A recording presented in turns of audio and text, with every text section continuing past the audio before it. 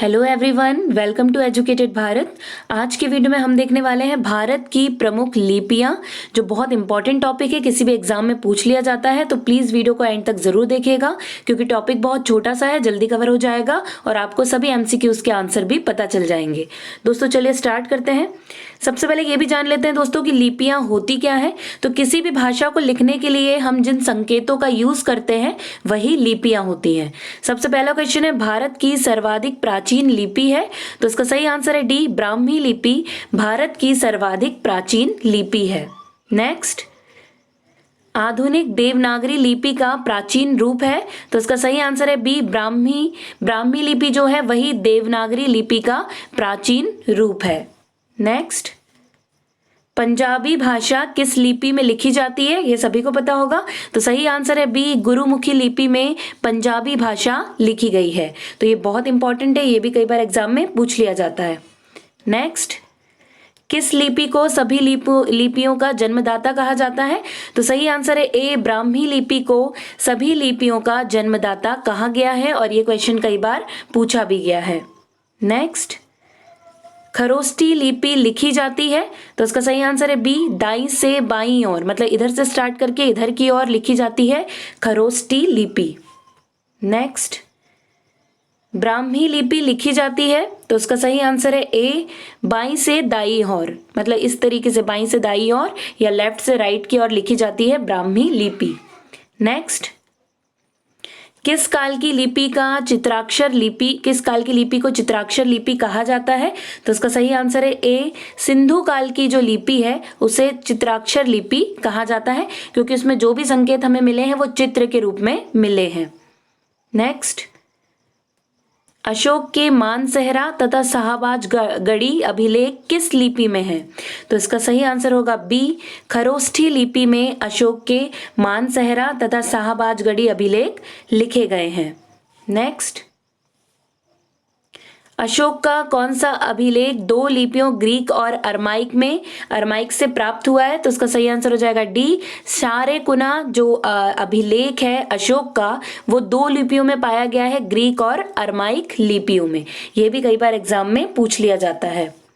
Next, Ashok ने किस लिपि का प्रयोग राष्ट्रीय लिपि के रूप में किया। तो इसका सही आंसर है ए, ब्राह्मी लिपि का प्रयोग राष्ट्रीय लिपि के रूप में अशोक ने किया था। अशोक के शिलालेखों की लिपि क्या है। तो इसका सही आंसर हो जाएगा बी, ब्राह्मी लिपि। अशोक के जो ज्यादातर शिलालेख हैं वो किस लिपि में लिखे गए हैं, तो ब्राह्मी लिपि में लिखे गए हैं। नेक्स्ट, प्राचीन ब्राह्मी लिपि का अर्थ निकालने वाला प्रथम व्यक्ति था। तो इसका सही आंसर हो जाएगा डी, जेम्स प्रिंसेप, जिन्होंने सबसे पहले लिपि को पढ़ा था। जो अशोक के शिलालेख में लिपियां थी उन्हें पढ़ा था किसने, जेम्स प्रिंसेप ने। नेक्स्ट, जैन सूत्र में कितनी लिपियों का उल्लेख है। तो इसका सही आंसर है सी, जैन सूत्रों में 18 लिपियों का उल्लेख किया गया है। नेक्स्ट, बौद्ध ग्रंथ ललित विस्तार में कितनी किताबी लिपियों का उल्लेख है। तो इसका सही आंसर है सी, 64 किताबी लिपियों का उल्लेख किया गया है बौद्ध ग्रंथ ललित विस्तार में। सिखों की लिपि है। तो इसका सही आंसर क्या है, गुरुमुखी लिपि। अभी हमने देखा पंजाबी भाषा जिस लिपि में लिखी जाती है वो है गुरुमुखी लिपि। तो सिखों की भाषा कौन सी होती है, पंजाबी होती है और वो लिखी जाती है गुरुमुखी लिपि में।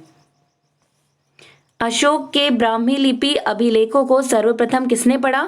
तो सही आंसर है ए, जेम्स प्रिंसेप ने सबसे पहले अशोक के ब्राह्मी लिपि से लिखे जो अभिलेख थे उसे पढ़ा था।